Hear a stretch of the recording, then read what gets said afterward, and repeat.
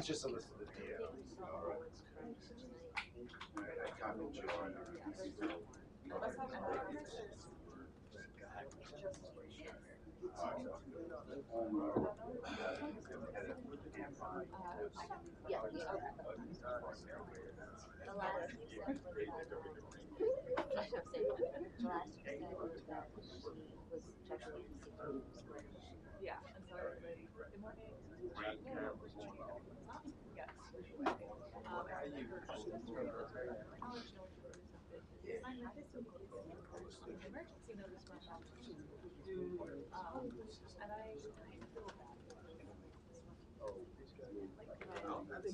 Yeah, I think so too. Not CT. So I think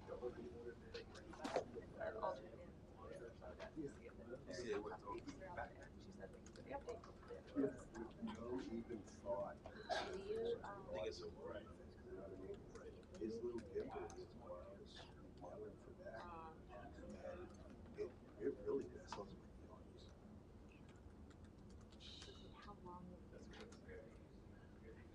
Thing's got 4 antennas on it, and then 4 antennas to the bottom.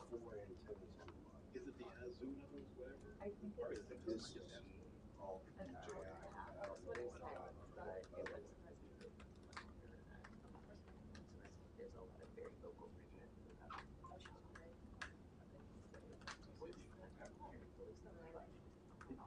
You said you go by weird.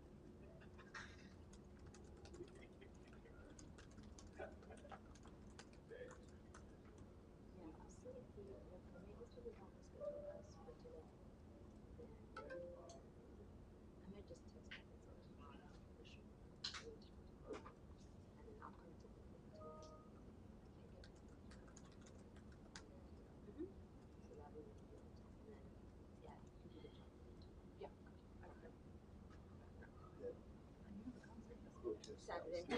I have 17 songs. That's as long as concert is.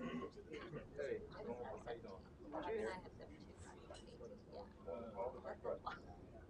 So I've got through 8 songs. So I feel good about 8. So yeah, tomorrow will be literally like going through the rest of it. Oh, I was going to be down in over here. I'm down. It doesn't start until what time are we meeting there? Yes. You're on my pocket, so it takes me a minute to get to it. My first one, I said, I think. So, What was your question? call back. Yeah, you're all right. Your slide. I was saying. Shoot a kind shot. Yeah.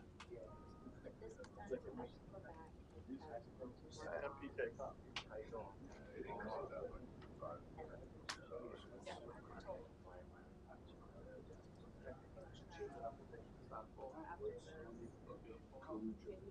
Yeah, I don't have any of that. I think some of that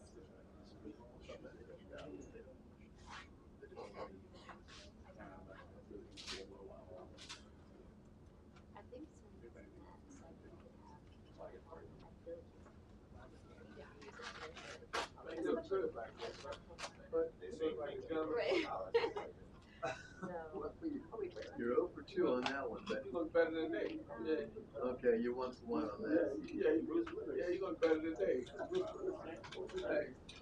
As long as you look better than Dave, I'm cool. Dave walked around like he was that whole time around.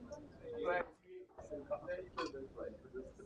Man, keeps me around. I stopped coming so late. Yeah, you put a side eye.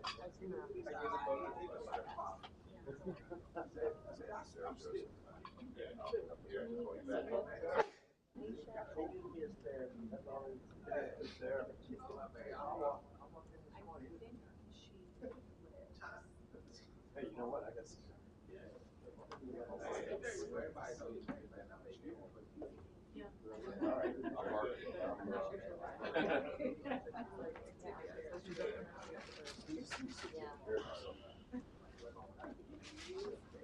Do you want? How are you, man? Good to see you.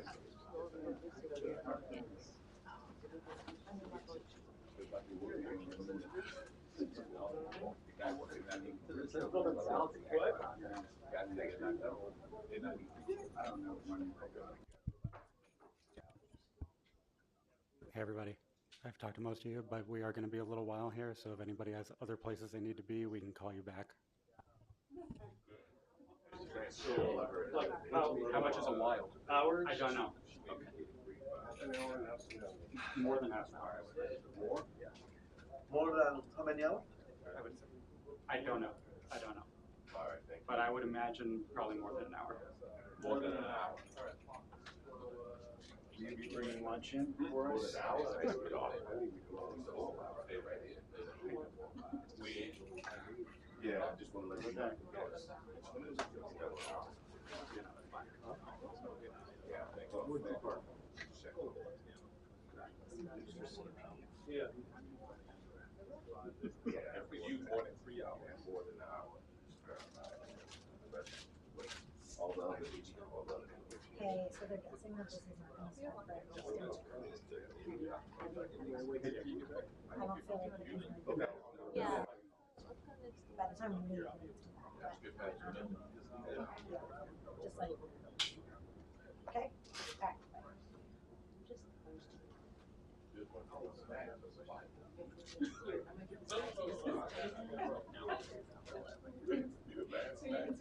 We will try to do more of that. Offers to, you know, I need that back. Okay, make sure it's still there.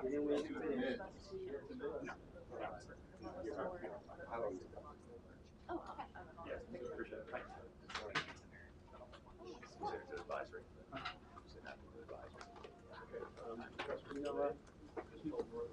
When we met. Yeah. Yes. I think. All right, so how much? Right, so how much of that you charge? Just inside the brief. We need this to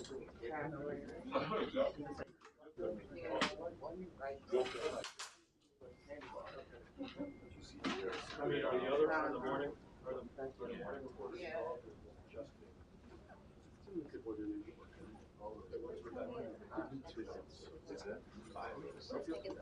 me? So I'm telling the whole story. So she got DO from last night.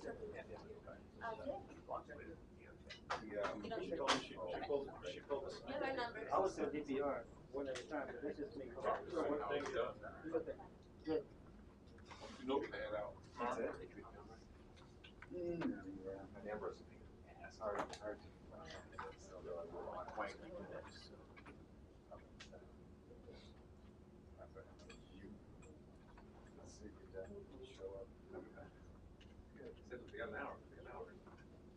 Go get your legal lunch.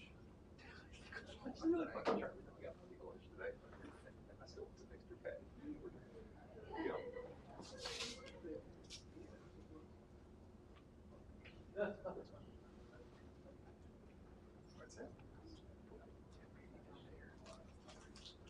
My guess is that the guys who I don't know how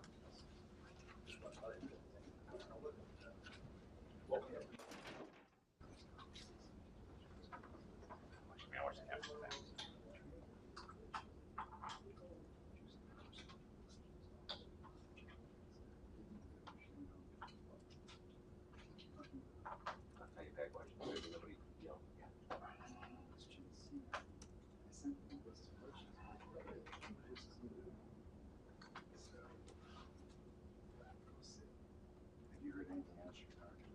Anything good in that sack machine there? Anything good in the sack machine? Hey, all right, so you heard the stress conference? I haven't heard anything yet.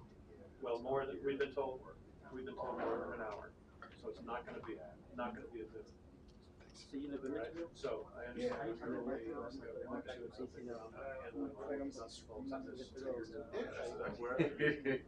have a sound back there. It's very late. Yeah, family. Yeah. I saw how many have the. Hey, neighbor. Yeah, we'll be here. We'll give you a secret. It's your turn to bring donuts. I'll make that happen. Mr. Plater? What's up, Scotty Mac? See you, baby. I'll be back. All right, baby. One day we did so. Nice to meet you, Chris. You with OCT up in there. Oh, okay. All right, cool. You been there a long time? I seen you. No, I was with MSNBC, CBS. Oh, okay. I still did this week with John Big Car. Oh, okay. Driving around everywhere, always good. Yeah. What's the name of it? David Searle. David Searle. Okay, so you work with Tiffany. Yeah. Okay. Yeah. Okay, cool.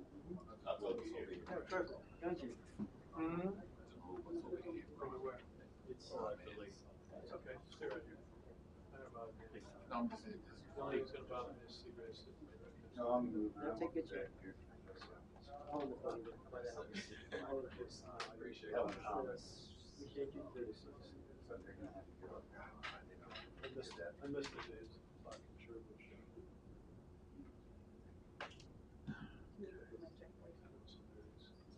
For sure. No, you got it.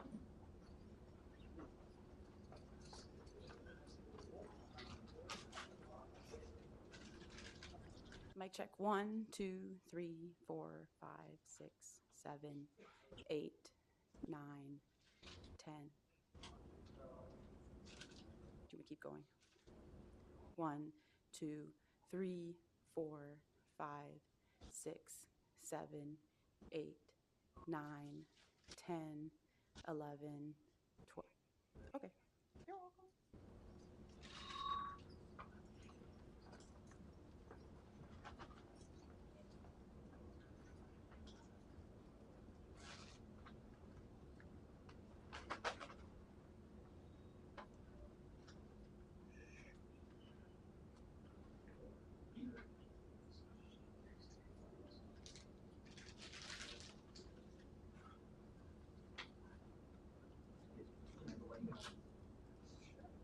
Yeah, hey, how about you today?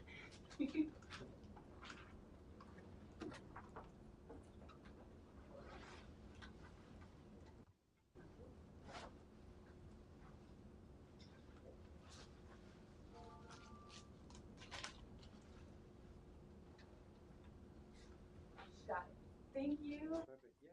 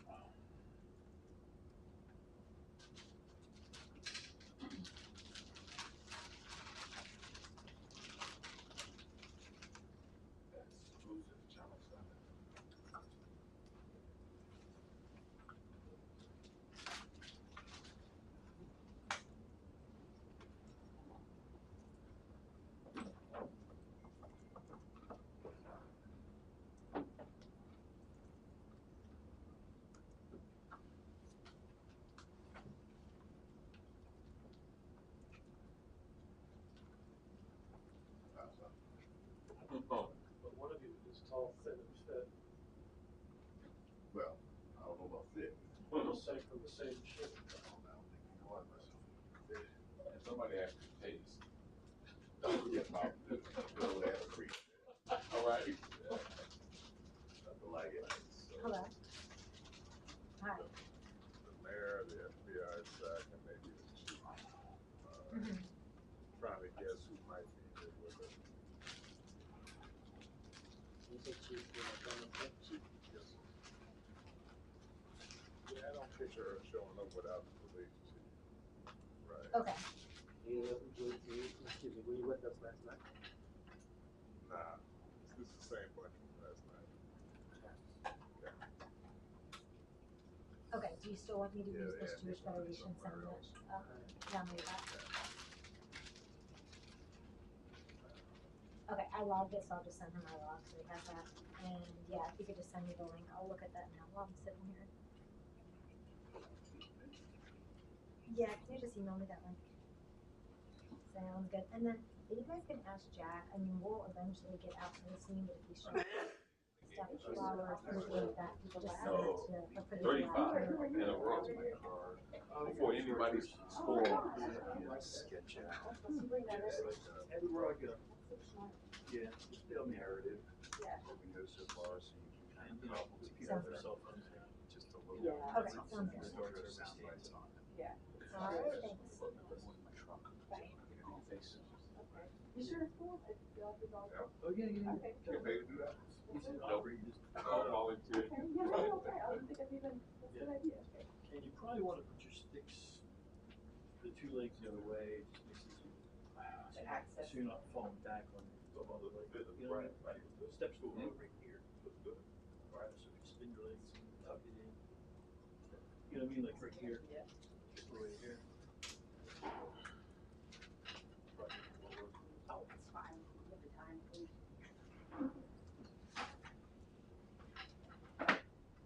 Like this away? Yeah. And then, okay, oh, so there's a little. One step just do like this high. Yeah. You go full height. Wow, thanks. And you get an extra shot, which is the wide shot that everybody Yeah. gets. Right on, okay, thank you. Wow, that's really cool, I thought I started carrying multi-tools, so I was like, look at me, but that's even, that's so much Yeah. fun. That's so I got a lot of those taken away by TSA, so. I Yeah. saw every one of them online somewhere. The multi-tools, you find them Yeah, online? but it just does that once. It's just snap them in, okay. Moving.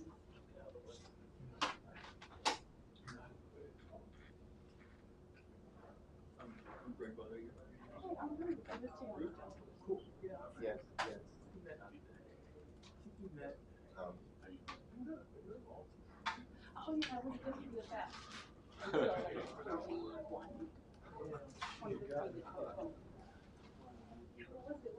Up in Baltimore, you were just going to change. Yeah. Yeah. Oh, that's when we met? Yeah, because I just started there, like, a couple weeks before the Lions started, because I came from Charleston. So I worked there for, starting in 07, and then I went up to the BSL. No, the other one, the CAB was like a multi. And then, yeah. So, yeah, that's been Well, it. that's a pretty good crash course in Baltimore. Yeah. And it was so good. But they come back and say Like, very, very, very. Yeah, so many meetings. So no, it's not walking. Search for free. Yeah, more like. Do you want to read that story? Maybe Okay. stuff. Do you have other things you need to do? I always wondered. They're great. Okay. You know, it's like What do you want to do? Smack me in my head. I'm gonna write down. You seen it? Yeah. Yeah, after that was amazing. We're actually all the way to the Kings and all the rest of the race. Yeah, you're in touch with we're getting behind now. the politics on time. They track that number. TV shows are Yeah, I'm sure we'll for the second note. I never used to talk to her. Yeah, They're independent. yeah, we've been to a few things already, like, stuff around here. Adamantly Went neutral, to, especially local. Howard District. The difference between, just at home, right from both sides, you just need to figure out whether they're in a Latin or Spanish, sort of, doing their own thing to everybody. Let's change it Costco and Costco. Like, I've seen it COSCO, but that's different from Costco, right? Yeah, this is someone on another thing.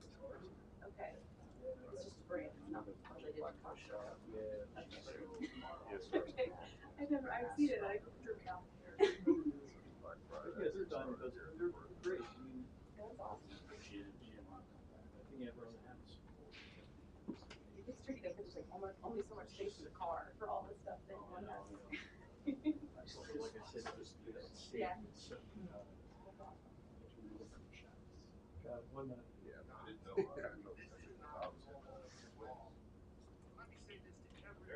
So, you think that after I finish this new live shot, I got time to walk 2 blocks to my car, get my computer? I do. I do. Carl Wash. I think I got time to go play 9 over at Haynes. Sorry. 4. I hear you, yes. Yep. We were getting into the slide shot. Huh? Still say what? I'm getting out of the slide shot. You and me both. Yeah.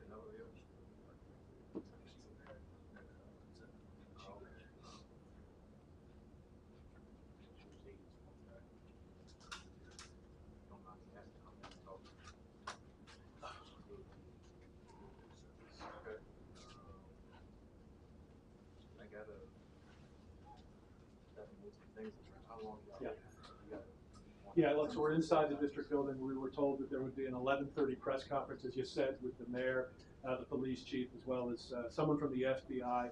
We've now been told that that has been delayed. We don't know exactly when that's going to be, so that's why we're in here. But let's run through a little bit about what we know about what happened last night. So again, you mentioned the couple. They've been identified as Yaron Lashinsky, he's 30 years old, Sarah Lynn Milgram, 26 years old, both employees of the Israeli embassy. And what we understand was happening was last night they were attending an event for young professionals with the American Jewish Committee at the Capitol Jewish Museum. That's at 3rd and F Street, basically right next to, right behind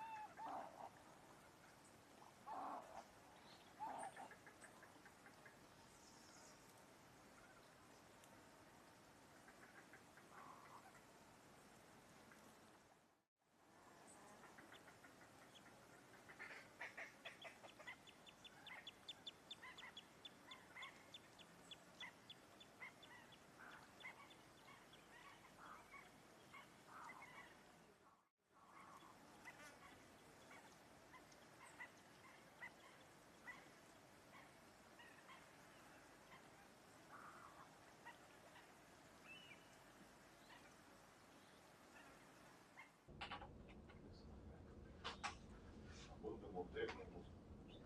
Well, I shall retire. I put my first pair of glasses. I was taking a picture of it. Got exposure over to the park.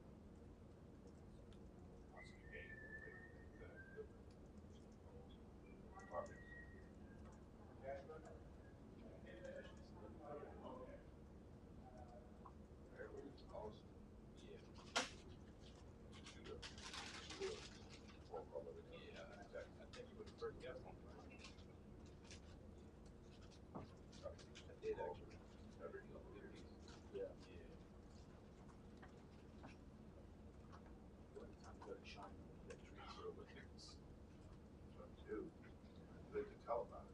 I'm scared of them.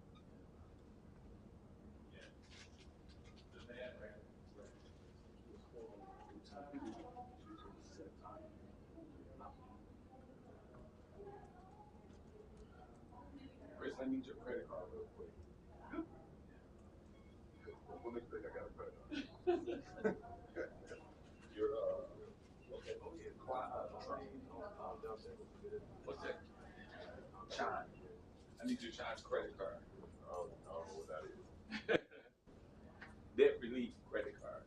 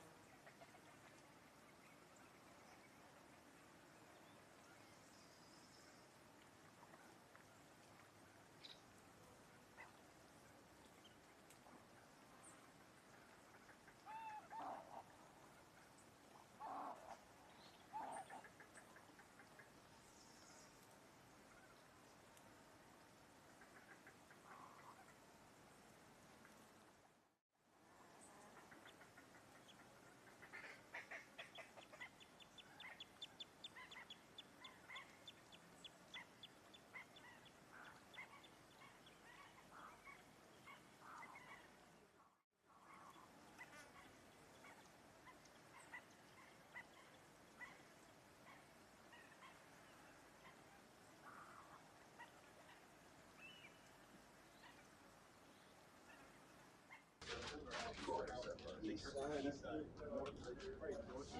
freaked out about that.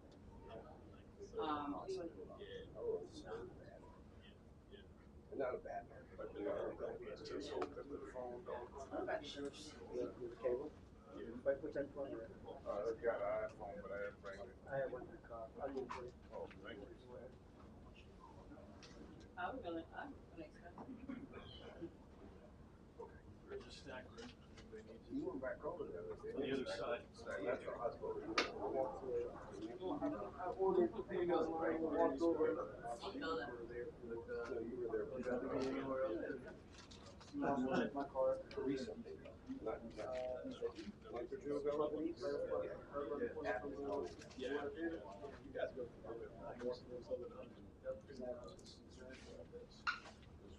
Is it the one you get on the steps, right? Yep.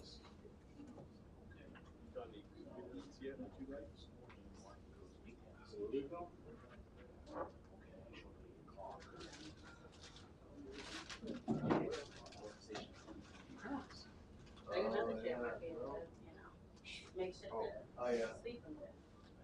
My son had some certificate ceremony to go to. This morning, I'm doing with him. I thought it was going to be, he's in the culinary arts, right? It's going to be the culinary arts. I know. Graduation. It's not technical. Yeah, I went home last night. I went home because I had to drop security back at the bureau. And I had to I'll leave. no beer. I think I don't know if he may have done it through the robo game. I don't know. It was just me. He was from the last week. I was shocked to have a quarter. It's a good thing I stayed there. Hey, 17. But this is just for the culinary. Right down under your. 1:30. 1:15. Just 1:15 because I stopped at when.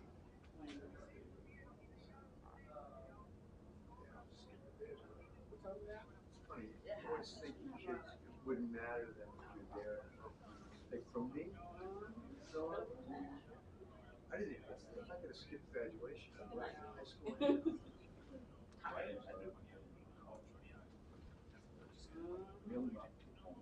Yeah. Well, it's a thing. But, high school graduation, I went to a private high school, small class. So we were in Alexandria. Just got together with 7-Eleven, got to take some beer. I think graduation was starting. So,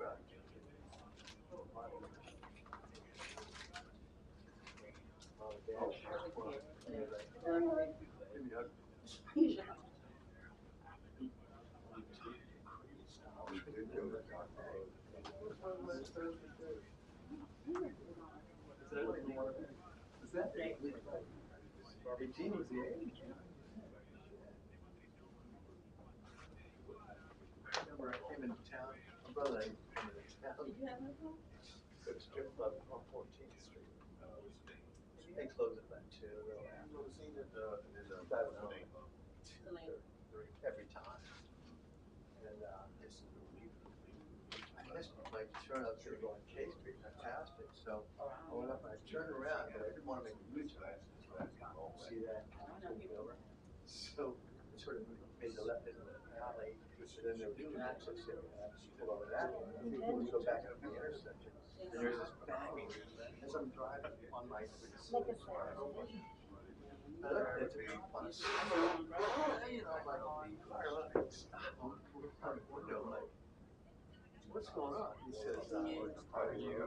Take your car out of here. I was supposed to be there already. He says, do you have a phone time there? Yeah, we have somebody who needs So, what have you done? I said, I just went over to Kojak, which is, it was a Polish sausage place that was over there around. So I was supposed to be there, but then they had to chat. They decided that he had to Your go to sidewalk in 12:30. Virginia? I'm like, yeah, you drive on? I'm like, Don't don't drive on ours. This is how they handle drunk driving. This is like 70. He's like 2 for 1,000 and out of the day.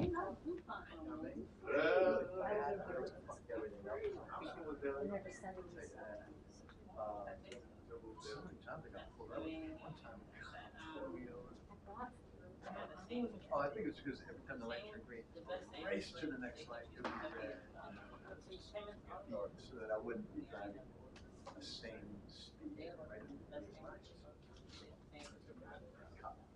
Cop stops. I said, where have you been? I said, oh, I took my mom to the bus station. She had to go. Smell your breath. And I asked him, go Jack Taps coming to the so, oh boy, here we go. And I breathed in his face. He was like, Elias Rodriguez said, go back to Virginia. Don't hit me.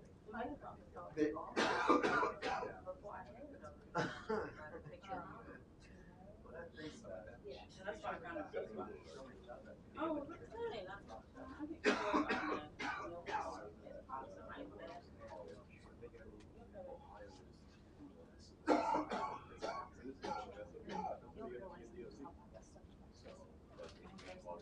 But they did.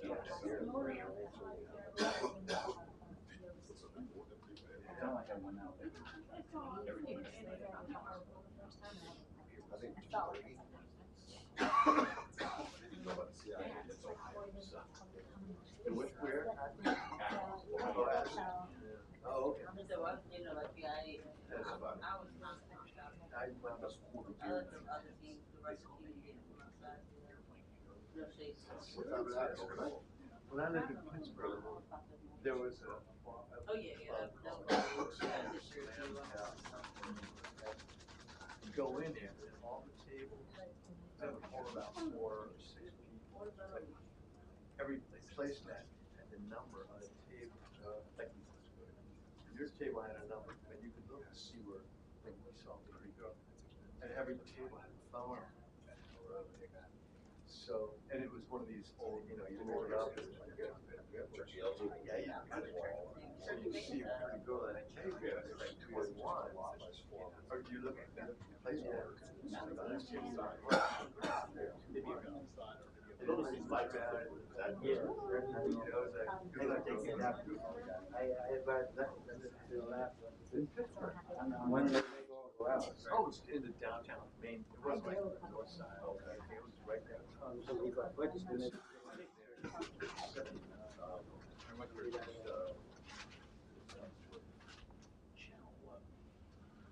The PIX or whatever? Yes. Okay. What year was that in? I was there. I was on too.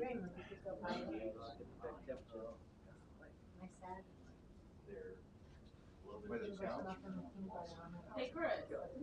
Inside it, and it's crazy weather. Sure. Always go to puns. Water. You'd always go out to a place to use puns about that place to describe the weather. Yeah, it was terrible to me. I think right now. Yeah. But I wasn't in TV. But yeah, I was. Okay.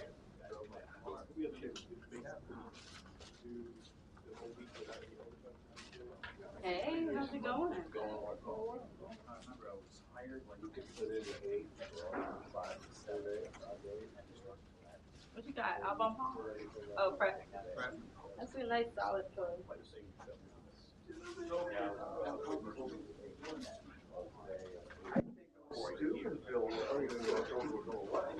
you got a continent. Right? What all this come about? I mean, you're talking about that right there. The man that wore a white t-shirt every day. Right? This white shirt every day of the summer. Right? I'm pulling that feet on. And then I was amazing. Yeah, Did you check the Guinness World Book of Records on? Huh? Did you check the Guinness World Book of Records on? I needed to. Oh, we need AC. She's holding up all the chips and the AC. Yeah, I know. Oh, no. Yeah. I'm trying to get it back. I get this is desk over here.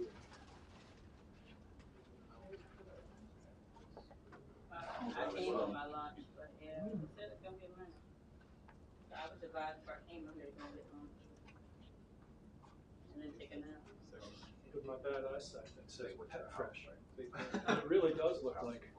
Oh yeah, that was last night. Brad, wherever you stay. He's from Chicago. Today's Thursday.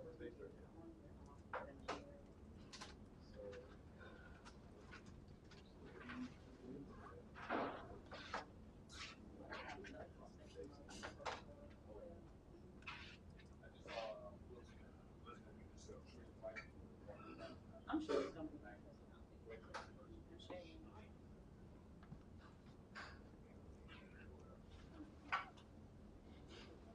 He's only added all these things to the end.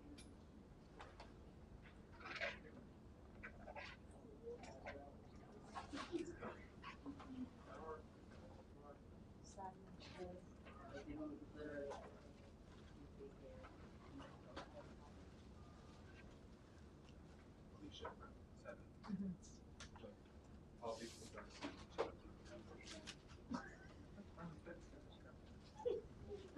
I've seen her eating a sandwich at a council meeting before.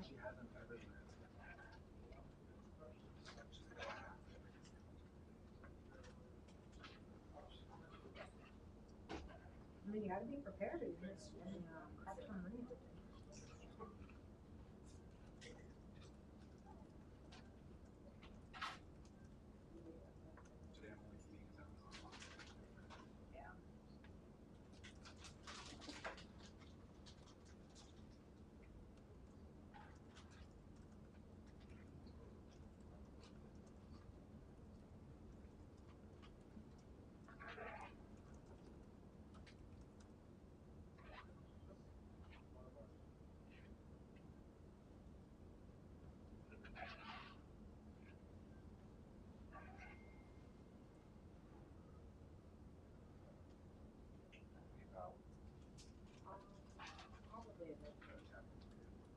Oh yeah, yeah.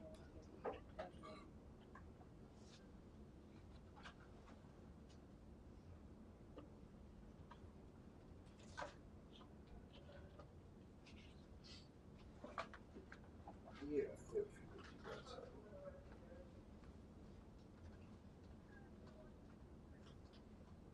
I need an oil change, tire rotation, and just the fuel injector service.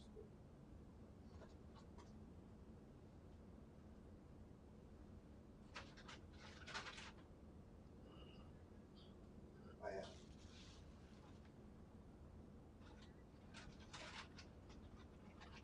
832-755-4080.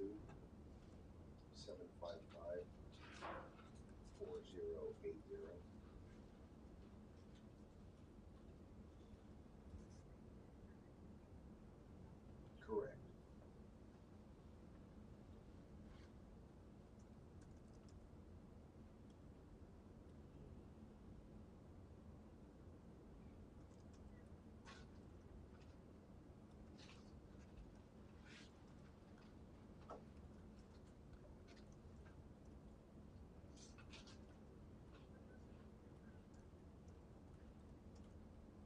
I was gonna wait on it, but the big question is last time I was in, I asked, I know the oil change and tire rotation is fine, but the fuel injector, they told me they could also do that like on a Saturday. It's a simple enough thing. Do you have anything early this Saturday? First thing.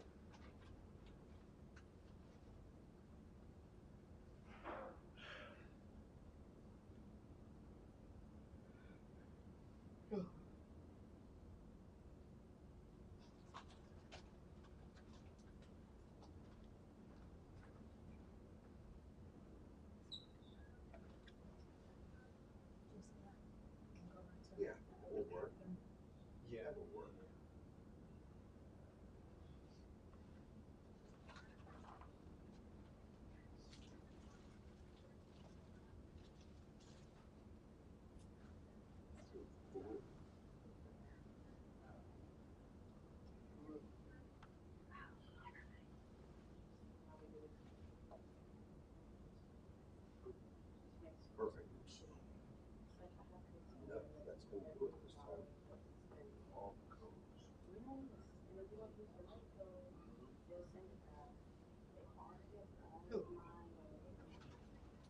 All right, you too, I appreciate it. Like, we just audited all of our reports. Thank you. Bye. And then they audited only to later approve on 5 seconds after they audited. Let the automatic audit.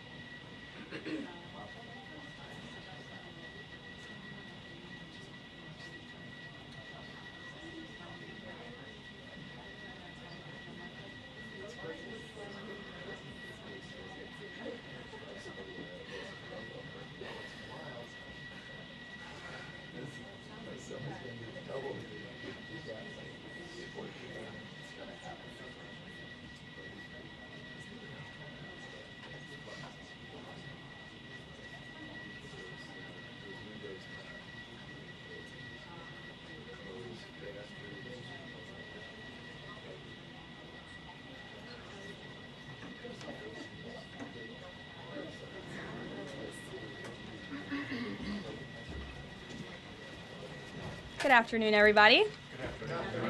How are we? Good? Good. President Trump is saddened and outraged over the brutal murder of 2 Israeli embassy staff here in Washington, D.C. last night. Yaron Lashinsky and Sarah Milgram were a beautiful young couple. In fact, we learned that Yaron was planning to propose to Sarah next week in Jerusalem. Yaron's father, Daniel, spoke about the young couple's devotion for one another this morning. He said, "They were in love, one for the other. The embassy told us they were like a star couple at the embassy. I never expected something like this. He had his whole life before him." These words, especially every parent knows, are heart-wrenching. The evil of anti-Semitism must be eradicated from our society. I spoke to the Attorney General this morning. The Department of Justice will be prosecuting the perpetrator responsible for this to the fullest extent of the law. Hatred has no place in the United States of America under President Donald Trump. Everyone here at the White House is praying for the victims' friends and families during this unimaginable time. Now for some scheduling announcements. On Saturday morning, President Trump will deliver the commencement address at the United States Military Academy at West Point. On Monday, to commemorate Memorial Day, the President will visit Arlington National Cemetery and participate in a wreath-laying ceremony. The President will further honor our military next month on June 14th when he hosts the 250th anniversary of the United States Army with a grand military parade celebration right here in our nation's capital. President Trump will be joined by veterans, active duty troops, wounded warriors, Gold Star families, and patriotic Americans from across the country to celebrate our heroes who have kept us safe. Tickets for the parade and the celebration are available through the America 250 Commission's event registration portal. It will be a truly historic and special day for our country. After the parade, President Trump will travel to the G7 Leaders Summit in Canada from June 15th through the 17th.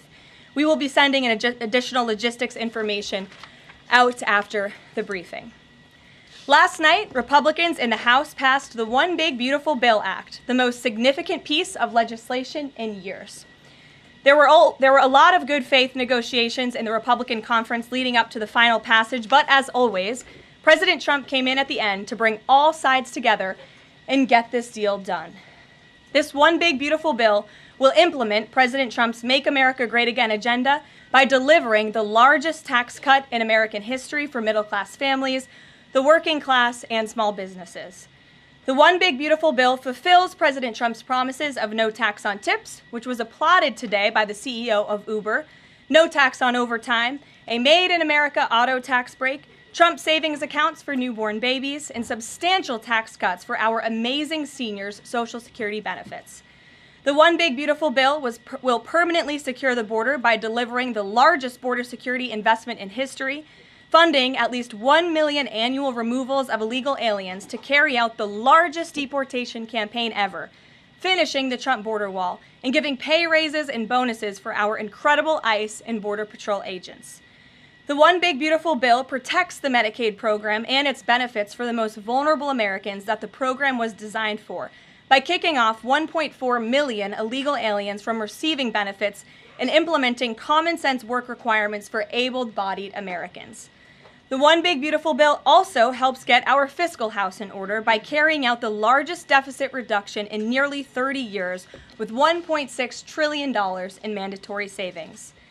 Every single Democrat in the House of Representatives who voted against all of these common sense and massively popular policies. The Democrat Party has never been more radical and out of touch with the needs of the American people. The One Big Beautiful Bill is the final missing piece toward ushering the golden age of America. The Senate should pass this as quickly as possible and send it to President Trump's desk for a final signature. After today's briefing, President Trump will hold a Make America Healthy Again event alongside Secretary Kennedy and several other cabinet secretaries to unveil the Maha Commission report. President Trump wants every child in America to grow up and to live a long and healthy life. That's why he's working alongside Secretary Kennedy to end the chronic disease epidemic to keep our children healthy, safe, and disease-free. The Maha Commission report is a historic assessment the first of its kind by any presidential administration, of current evidence and research about the health crisis affecting America's children. This report is a review of pre-existing research to comprehensively assess what we understand about our health problems and what we don't understand, and how we can find those answers. All of the findings will be based on the gold standard of science. And I think I speak for all MAHA moms across the country when I say we look forward to the president's event and remarks later this afternoon. And as we head into the Memorial Day weekend, a quick update on gas prices. According to the fuel savings platform Gas Buddy, the national average price of gasoline is expected to be $3.08 on Memorial Day. We expect that to continue to decline because of the president's energy policies. But this is down from Memorial Day last year. And adjusted for inflation, it's the second cheapest price for a gallon of gas on Memorial Day since 2003, thanks to President Trump. And finally, in other news, the Department of Homeland Security conducted a deportation flight from Texas to remove vicious illegal criminals in the United States. All of these individuals were sent, or are trying to be sent, to a third country. And President Trump promised to get vicious illegal alien murderers, rapists, and pedophiles like these out of our country, and he is trying to deliver on this promise. But no matter how upset this makes Democrats, we will continue to deport these monsters to keep Americans safe. And here are the heinous individuals who were on that flight. A Cuban national, convicted of homicide, armed robbery, false impersonation of an official, kidnapping, and robbery strong-arm. A Cuban national convicted of attempted first-degree murder with a weapon. A citizen of Laos convicted of first-degree murder and robbery. A Mexican national convicted of second-degree murder. A citizen of South Sudan convicted of robbery and the possession of a firearm. A citizen of Burma convicted of lascivious acts with a child less than 12 years old. A citizen of Burma convicted of first-degree sexual assault involving a victim mentally and physically incapable of resisting. It's disgusting. And a Vietnamese national convicted of first-degree murder. Now, a liberal activist district court judge in the city of Boston, Massachusetts, is trying to force the President of the United States to bring these monsters back to our country. Judge Brian Murphy is ordering the Department of Homeland Security to give these illegal criminals 15 days to reopen their immigration cases with access to phones and attorneys. Every single one of these individuals, I will add, had final orders of removal from our country. And now Judge Murphy is forcing federal officials to remain in Djibouti for over 2 weeks, threatening our U.S. diplomatic relationships with countries around the world, and putting these agents' lives in danger by having to be with these illegal murderers, criminals, and rapists. This is completely absurd. Judge Brian Murphy is not the Secretary of State. He is not the Secretary of Defense or the Commander-in-Chief. He is a district court judge in Massachusetts. He cannot control the foreign policy or the national security of the United States of America, and to suggest otherwise is being completely absurd. According to new reporting about this judge, he's a registered Democrat in Massachusetts who during his Senate confirmation hearings failed to disclose his ties to a radical left-wing organization that claimed the word illegal to describe illegal aliens was inherently prejudicial. This massive judicial overreach by Judge Murphy is part of the same opposition our administration has faced since day one. Radical left-wing judges are egregiously trying to stop President Trump from using his core constitutional powers as head of the executive branch and commander-in-chief.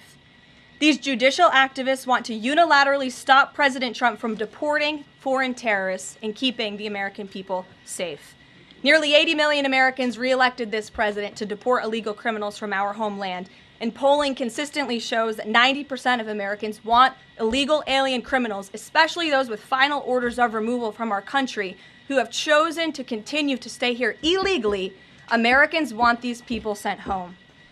We hope the Supreme Court will continue to rein this in as soon as possible to restore proper constitutional order in our country. We'll take some questions. And here in our new media seat today, we have Jillian Michaels. She's a renowned personal health expert. I know all of you know her. I certainly do, watching fitness videos growing up. And a media powerhouse who continues to expand her reach with her podcast, Keeping It Real. Jillian, I know you're here today for the Make America Healthy Again event. We're proud to welcome you to the White House. Thanks for being in the briefing. Why don't you go ahead? Thank you for having me. As a Maha mom yourself, how do you interpret the significance of this report in terms of delivering measurable health improvements for Americans and their kids, and what specific actions does the administration plan to take in response to it? Sure. Well, thank you for the question. And again, thank you very much for being here. I would like to emphasize, we held a call earlier today with Secretary Kennedy, Secretary Rollins, Administrator Zeldin, and other officials at Health and Human Services to talk about the gravity of this report. When the president took office, he promised to make this country healthy again. And the president signed an executive order directing this commission. And now, less than 100 days later, the commission is delivering this report. It's another promise made and another promise kept. And the report identifies 4 major factors that are contributing to the rise in childhood chronic disease. Again, this is the first time the federal government has really recognized in a single report that we have a problem in our country. Our children are getting sicker, not healthier. This is not just a crisis, a health crisis, but it poses national security implications as well. And this administration is focused on ensuring we understand why. The 4 factors contributing to the report, as you will all hear from the president later, are number 1, poor diet, a robust discussion about ultra-processed food that are dominating our children's diets, environmental chemical exposure, plastics and other chemicals that are unfortunately a part of our daily American life. It talks about the lack of physical activity and chronic stress, and how technology-driven lifestyles are contributing to the decline of our children's physical and mental health. And then lastly, the report touches on the over-medicalization that's taking place in our American society, nowhere else in the world, but just right here in the United States of America. And the report directs the entire administration to understand why these issues are happening and what public policy can the administration implement to ensure that we are fostering a more healthy country for our children. So I'll leave it at that and let the president and his team speak more about this historic report later. But this should be good news for everyone. I don't care what your politics are. We should all agree that we want our children to be healthy and safe, and we want our food supply to be healthy and safe. We have the best farmers and ranchers in the world right here in the United States of America, and we have the best workers in the world. We have the best people in the world, but unfortunately we have a health crisis that's been plaguing us for too long, and this report speaks to the heart of it. You're welcome. Thanks for being here. Garrett, go ahead. Caroline, you guys are very proud of your record on transparency. I have 2 transparency-related questions for you. Sure. On the president's dinner tonight, will the White House commit to making a list of the attendees public so people can see who's paying for that kind of access to the president? Well, as you know, Garrett, this question has been raised with the president. I have also addressed the dinner tonight. The president is attending it in his personal time. It is not a White House dinner. It's not taking place here at the White House, but certainly I can raise that question and try to get you an answer for it. Okay, and on the Qatari aircraft, the Air Force has said they're going to classify all the information about the work that has to get done to bring it up to snuff to be Air Force One. Previous Air Force One contracts, including the one that the president entered into in 2018, are public. That's available knowledge. Will the White House commit to releasing who's doing that work and the cost of that work? I understand that some elements might be classified about specific systems, but will you commit to releasing that basic information so people can see ultimately what this costs? Well, Garrett, as you know, that's a question for the Department of Defense and the United States Air Force, who is accepting this jet as part of their fleet. Declassify anything he wants. Well, you'll have to ask the Department of Defense and the United States Air Force, who is accepting this jet as part of its fleet. Peter. The president can declassify anything that he wants. Has he looked to see if there are any records here that would contradict what we've been told about Joe Biden's decline?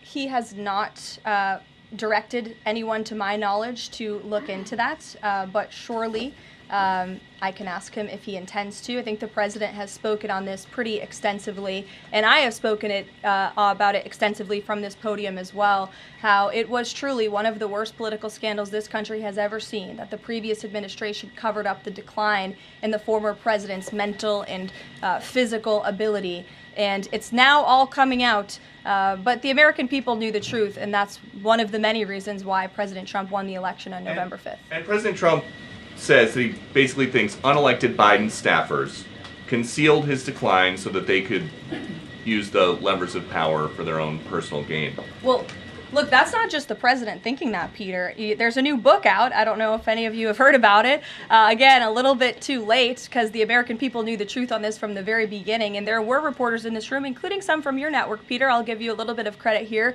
who have said that clearly Joe Biden's staffers were engaging in this cover-up. So this is common sense. This isn't the president making it up. These are facts that are now finally being revealed. Right, and I'm not saying the president's making it up, but he specifically talks about the auto pen. He thinks that staffers were using this auto pen. Mm-hmm. Is there some kind of like a badge that you have to swipe to use an auto pen? Is there a record of that? I can tell you here at this White House, the president signs any document that has legal implications. The president signs every executive order. He signs every proclamation. He signs pretty much every document that is needed for the president's signature, with the exception of maybe some letters to children. From what we have heard and seen, that was not the case in the previous administration, and the president is raising good questions that are worth looking into. And as for Maha, I'm going to take a sip of water, if that's okay with you guys. Go ahead.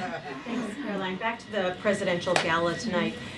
Did anyone in the White House or in the White House counsel's office advise the president against holding this sweepstakes, whereby people who spent the most money on his Trump coin would then have access to the president at this dinner? Again, the president has been asked about this. He has addressed this. I have also stated previously from this podium that the president is abiding by all conflict of interest laws that are applicable to the president.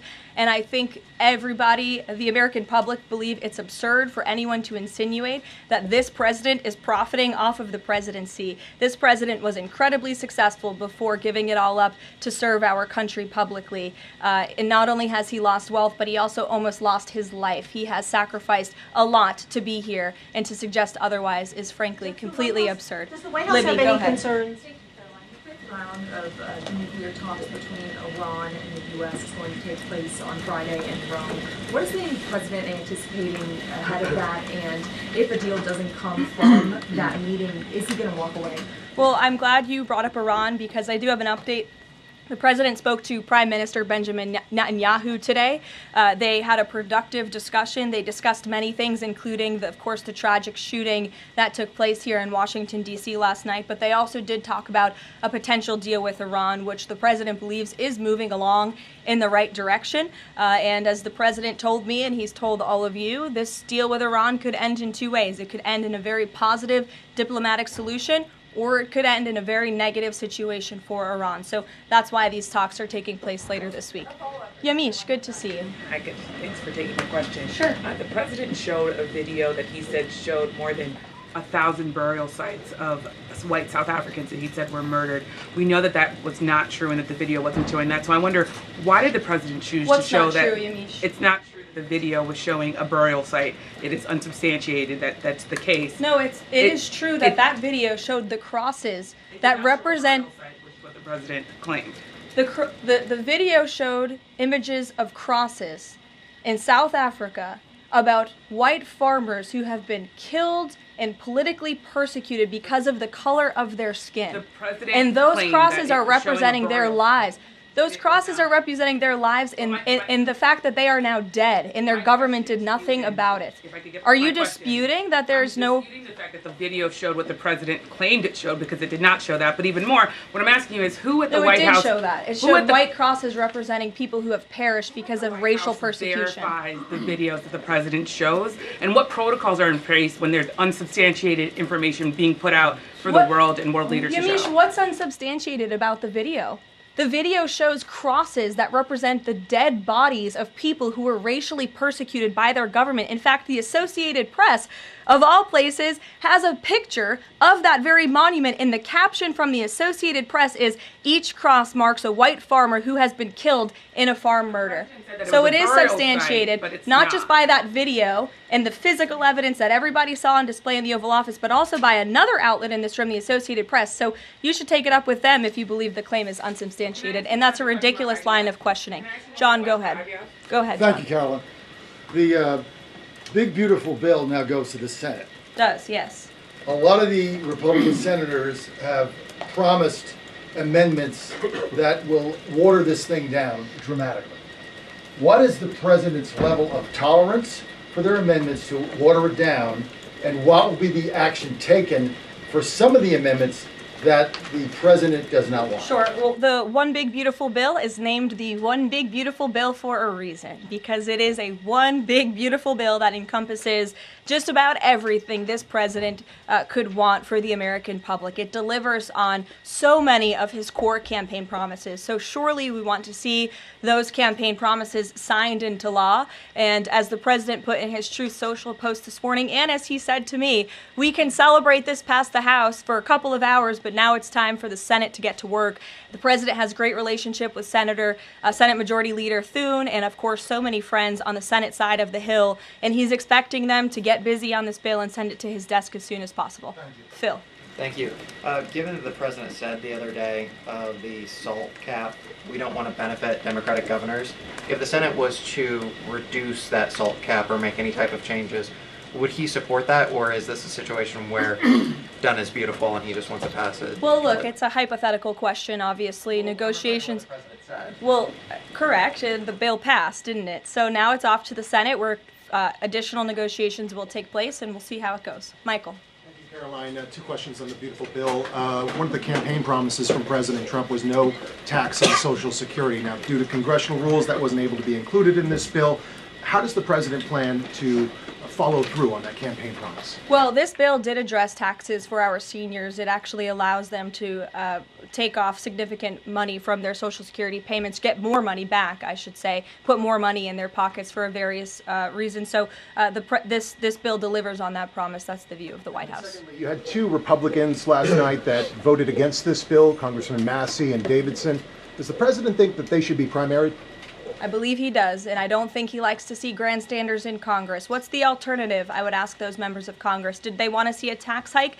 Did they want to see our country go bankrupt? That's the alternative by them trying to vote no. And the president believes the Republican Party needs to be unified, and the vast majority of Republicans clearly are and are listening to the president. They are trusting in President Trump, as they should, because there's a reason he's sitting in this Oval Office. It's because he's the unequivocal leader of the Republican Party. Not just a president for Republicans, but all Americans. The president's approval rating is at an all-time high right now, and it's because he knows how to deliver.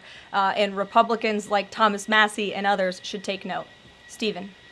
Thank you, Caroline. Building on the question about Social Security, the bill includes the president's promises to address taxes on tips and overtime. Could you say his feelings about the income cap? Is he satisfied where that landed? And also on a different matter, could you comment on the investigation that the Justice Department has into Andrew Cuomo? As for the first question, the president is clearly satisfied where the bill landed because it passed. Again, now it has to go to the Senate, so changes could certainly be made. As for your second question, I would defer you to the Department of Justice. Christian. Yeah, thanks, Caroline. Can you explain the decision to totally shake up FEMA leadership just a week before hurricane season? You'd have to ask the Department of Homeland Security in terms of leadership, but certainly the administration, and I know the National Security Council here at the White House is monitoring storms and natural disasters that are happening across the country at all times. We're briefed on those. The administration is briefed on those, and Secretary Noem is leading that effort for sure. Switching gears, Caroline. Yeah, just following up on Warren Davidson, I wanted to read you his quote that he posted online. While I love many things in the bill, promising someone else will cut spending in the future does not cut spending. Deficits do matter, and this bill grows them. Why should that get a Republican primary? This bill saves $1.6 trillion for the American taxpayer. It saves more than any bill that has ever passed Capitol Hill has. In fact, by double. The next bill saved $800 billion. This bill saves $1.6 trillion. So this is a very good bill for the American people, the American taxpayer. And I believe, as an outlet put it with a headline this morning, it might have been Politico actually, they wrote that the American people are going to be flush with cash when this thing is signed into law. And that's a good thing for American taxpayers. Sure, go ahead. Caroline, what is the president doing to win Senate passage by July 4th? And does that include work to eliminate carried interest and make business tax cuts permanent? Where is he on those issues? Well, look, this bill literally just passed the House of Representatives. So now our team is suiting up for discussions with the Senate side of Capitol Hill. The president, again, said this morning he hopes to see this bill at his desk as soon as possible, and he'll be engaged in the process to get it through the Senate, just like he was to get it through the House of Representatives. What kind of assurances did he give the Freedom Caucus members to to kind of ensure that this would get through last night was changes to Fannie Mae and Freddie Mac part of that equation, changes administratively to Medicaid as well? Well, I was in that meeting yesterday with the president and House Freedom Caucus, and he told them how he wants to be a cheerleader for them, a cheerleader for the Republican Party, and for the country. And Republicans faced a pivotal moment yesterday. They could have voted to bankrupt the country and increase taxes by $4 trillion, or they could vote for this one big, beautiful bill which cuts taxes and saves American taxpayers money. And he put that proposition before them, and clearly they heeded the call because the bill passed last night. Sure. Caroline, so on the or this morning, rather. Every day is going into the next. Go ahead. The Netanyahu call. Just curious, did the president raise the flow of aid into Gaza? Is he happy with where that situation is right now? Not to my knowledge, but I can certainly go back and check. And did you have any reaction to the Supreme Court's ruling about the religious charter school today, as well as Justice Coney Barrett's decision to recuse herself? We'll get you an answer on that case specifically. Sure. You mentioned the president has a good relationship with Leader Thune. Has he talked to him specifically about the plan to get this through the Senate? Does he plan, or is he going to reach out to Republicans who have voiced concerns? Not to my knowledge has he spoken to Leader Thune this morning. He very well could have. I just wasn't briefed on that call. We can go back and check for you. The president did speak to Prime Minister Netanyahu this morning. He also had a call with President Sheinbaum this morning. He was receiving his intelligence briefing. He's been very busy all morning. But again, he certainly intends to remain active and engaged in these negotiations with the United States Senate to get this bill done. And just following up on the dinner tonight, you mentioned this is not a White House dinner, but the president is always the president, and the Trump family is making money off of this. So can you just explain, how is this not the president using the office to enrich himself? All of the president's assets are in a blind trust, which is managed by his children, and I would argue one of the many reasons that the American people reelected this president back to this office is because he was a very successful businessman before giving it up to publicly serve our country. Reagan. Thanks, Caroline. Last week, the president told Brett Baer that he trusts his people, but thinks that the official narrative on his assassination attempts are, quote, a little bit odd. FBI Deputy Director Dan Bongino said days later that there's no conspiracy to find, and as he put it, quote, the there that you're looking for is not there. My question is the president personally satisfied with the investigations into the attempts on his life? And does he agree with Deputy FBI Director, or does he think there's more to it? Well, in the lead up to your question, you answered your own question with the president's own words, and I'll leave it at that. Sure, go ahead, Haley. Thank you, Caroline. Haley, go ahead. Oh, thanks. I wanted to follow up on his call with Prime Minister Netanyahu in his effort to reach a deal with Iran. Does he feel like he has the Prime Minister's support in this effort at this point, or did the Prime Minister raise concerns to him in this conversation? I won't get further into the private discussion between the president and the prime minister, but surely they have a good relationship, one that's built on transparency and trust.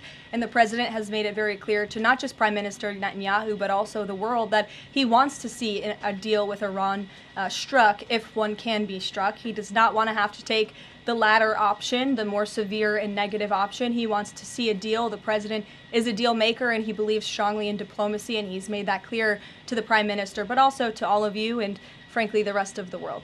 Mary. Thank you, Caroline. Two questions, one on the terror attack last night and then another on the big, beautiful bill. Do you or President Trump have a message to politicians like Ilhan Omar, who only this morning explicitly avoided condemning this act of terror? It's despicable.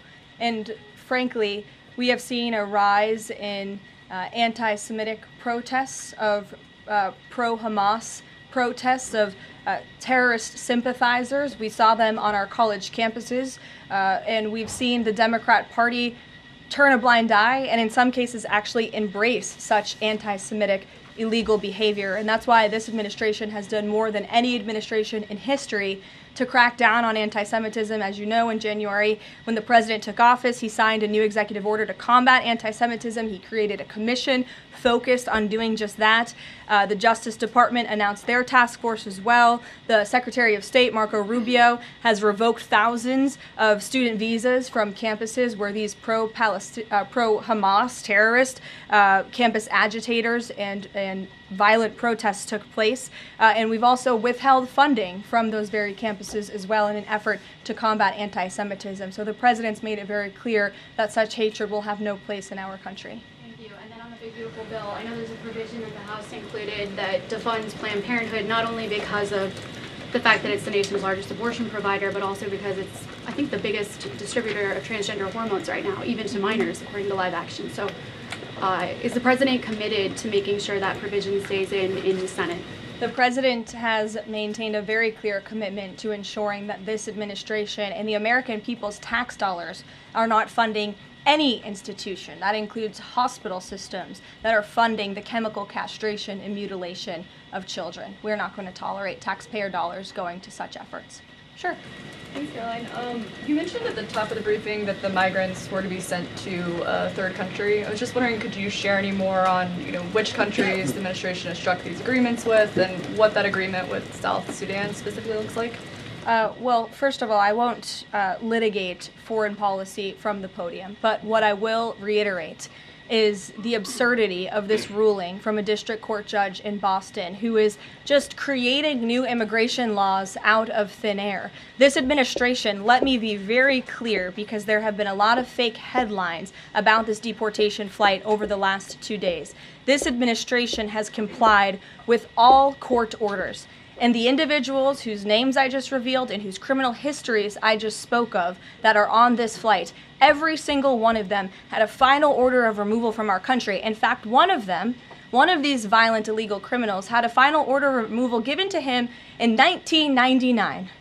It's 2 years after I was born. This individual, this criminal, has been living in our country for an entire generation. And now we have a district court judge who is trying to tell the president and the Secretary of State and the Secretary of Homeland Security that an illegal criminal murderer who's been hiding in the shadows in our country for nearly 30 years cannot be deported from United States soil. That not only is undermining our entire immigration system, but it is also undermining our diplomatic negotiations with countries around the world. How are countries on this earth supposed to trust the United States government and these good faith diplomatic negotiations when these countries accept these repatriation flights? How are they supposed to trust us if we have radical district court judges who are going to say, no, you can't do that? And now these illegal criminal murderers and rapists have to sit in Djibouti with our ICE agents who now have to sit there for more than 2 weeks without the proper resources. This judge is not only undermining our immigration system, undermining our foreign policy and our national security, but this judge is undermining the safety of the ICE agents who are putting their lives on the line to remove this list of illegal criminal terrorists. It's truly despicable what's happening in our court system, and the president and this administration hope that the Supreme Court will do what it needs to do to rein in these liberal activist judges. And the Supreme Court has already said it is well within the president's purview to dictate foreign policy, and a radical district court judge should not be getting in the way of that. We'll see you all later at the MAHA event. Thank you. Thanks, Caroline.